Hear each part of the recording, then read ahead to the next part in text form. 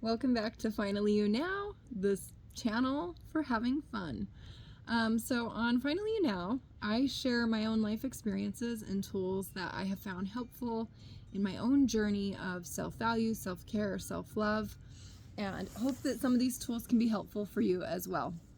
Today I'm going to talk about giving and receiving, and I really want to specifically focus on how to receive.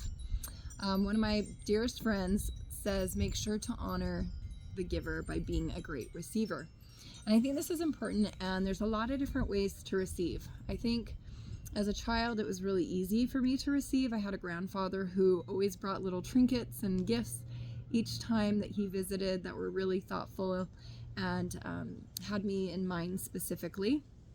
And I think into my young adult years, due to some negative experience was associated with receiving, gifts became more of a game or a gimmick, and I started having negative associations with receiving, kind of as in a scorekeeping.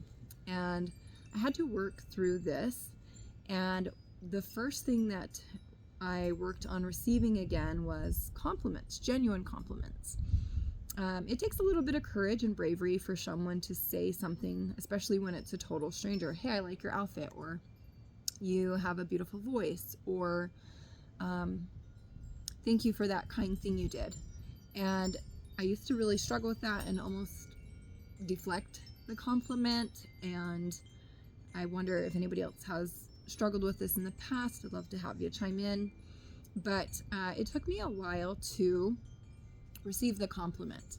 And by that I mean saying thank you so much, that's very kind of you, or I really appreciate that, thank you for sharing that. People will give you insights or compliments or feedback genuinely if they really want to, otherwise they won't. And so when someone is complimenting you, if this is something that you struggle with, your first step is to say thank you. You don't have to expand on it. You don't have to get really big and excited about it, but just a simple thank you.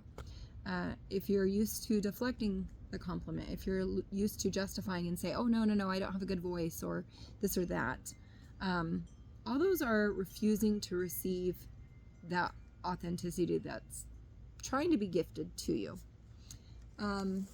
After I learned to receive compliments genuinely, the next thing was receiving gifts, and some of these gifts were small and simple and thoughtful, and others were a bit more big and grand gestured, and they took a little more going within to genuinely receive them. And I have two examples from one friend.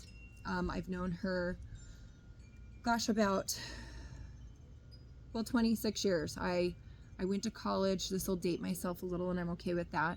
I graduated in 2000, and I went to college a week later. I was always already taking some college courses in my high school years, and we served on a student activity board together. We got to know each other really well, and she is an incredible person and mentor in my life, and has made a profound influence in my life as well.